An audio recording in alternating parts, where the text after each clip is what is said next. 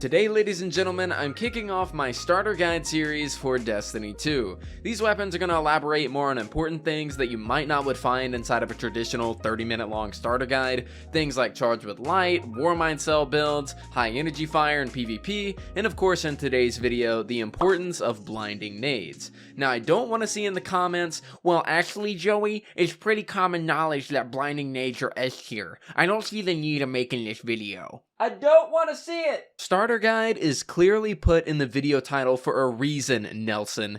Not everybody knows this information. With that being said, if you guys have any ideas for the series or would like to know more about a specific subject, definitely drop a comment down below and I'll shout you out if I end up creating content on your idea. Also, if you enjoyed the video today and would like to see more from me, hit that subscribe button down below as I'd absolutely love to have you here on the channel. And without further ado, let's jump into this. In today's video, we're going to be talking about the importance of the Blinding Nades perk, what blinding nades do, what situations you'd use them in, as well as what the best blinding nade grenade launchers are in the game, how to get them, and what their god rolls are.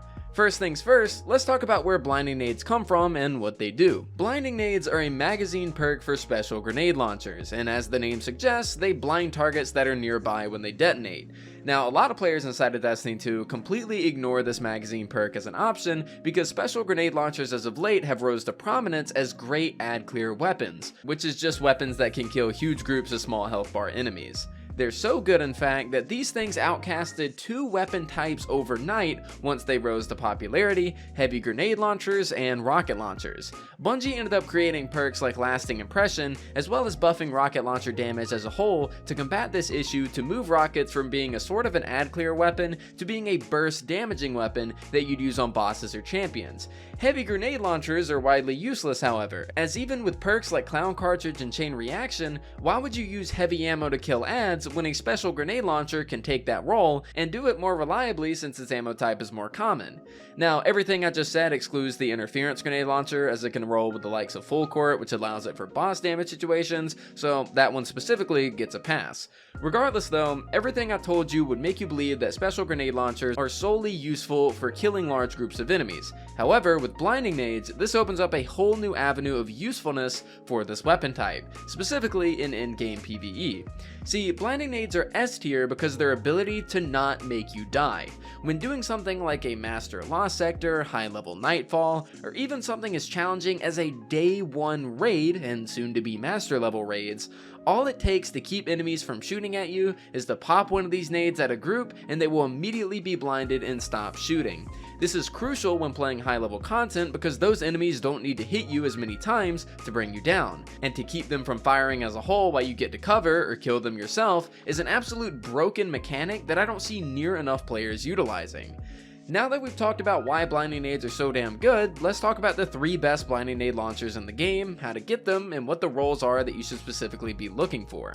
First, let's start off with the most familiar one, as it's the one that's been in use much longer than the other two, and that's the Truthteller. This weapon is a void energy grenade launcher and comes from the world loot pool, meaning it can come from anything: Vanguard tokens, Crucible engrams, legendaries that you find while doing strikes, etc. When it comes to the perks on this weapon, you have a few options. For the barrel, I'd recommend hard launch, so you get a bump in velocity to get your nades out there quicker, but to be honest, this is the least important of the perks, so I wouldn't worry about it too much. Next up for the magazine, of course, we have blinding nades, and for the first perk column, I'd recommend auto-loading holster as your top pick, but field prep and feeding frenzy aren't bad either. The reason I recommend auto-loading specifically is because it will load your weapon automatically when you swap to another, making it great for a scenario where you shoot your blinding nade, swap to a primary, kill the enemies that you just blinded, then swap back and do it again. For me, blinding nades take on that kind of playstyle, so personally that's what I opt for, but you can go with anything else depending on your playstyle.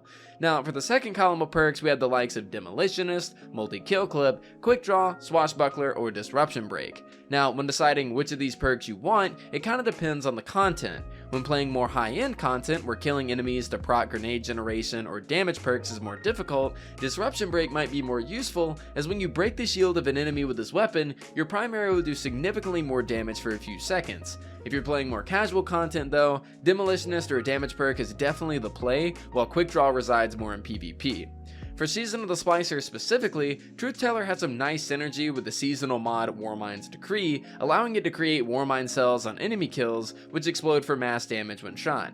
However, this is only a temporary mod, so don't expect to use this mod reliably going into the future. Moving on from the Truthteller, let's talk about my personal favorite weapon in the game right now, the Empty Vessel. This is a solar energy grenade launcher, and it will drop from the end chest during Vanguard strikes. Taking a look at the weapon perks, I know it might look a bit daunting given how many options you have, but trust me, you'll thank yourself for scoring a God rolled one of these in the long run.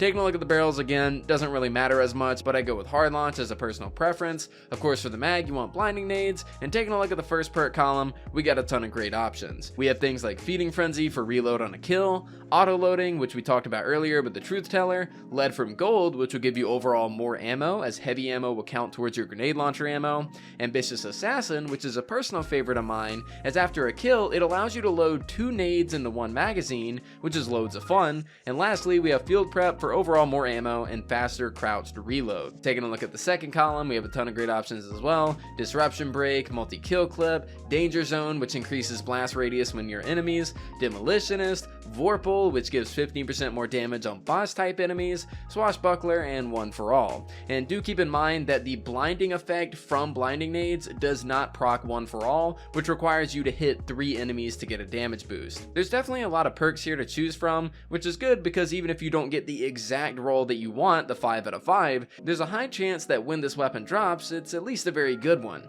For me personally, I'd be looking out for the likes of auto-loading Disruption, just like Truthteller, or auto-loading Danger Zone. Now, when talking about the Empty Vessel and what separates it from the rest of the special GLs, it's not only its offensive capabilities compared to Salvo, which I made a whole video about if you guys want to check it out, link in the description, but it's also the permanent Warmind cell potential thanks to mods like Wrath of Rasputin. Now, this mod has a chance to be sold from 801 in the tower, and she cycles her inventory every day, and it makes it to where any solar splash weapon can spawn Warmind cells on kills. Unlike Warmind's Decree, Wrath of Rasputin is a permanent mod which isn't going anywhere, and it's not only going to last for one season, and it only costs 1 armor energy total on a solar armor piece compared to Decree's 3 mod energy. Now, moving on from both Truthteller and Empty Vessel, we have potentially the best overall blinding nade launcher in the game, and that's the Ignition Code. This weapon comes from the Override seasonal activity and can be farmed from the Umbral engrams using decrypted data. Now, what makes this weapon so special, you might ask? Well, I'll tell you. Unlike the Empty Vessel and the Truthteller, Ignition Code is in the kinetic slot as opposed to the energy slot. This is especially important in high-end content like Nightfalls, where popping enemy shields is extremely important, as you'd almost always want to have an energy primary due to more ammo, allowing you to more reliably pop those shields when needed. Unfortunately, Ignition Code doesn't have any Warmind cell potential, but you can always substitute your primary as your main source of cells with options like the Ikelos SMG if that's a big deal for you.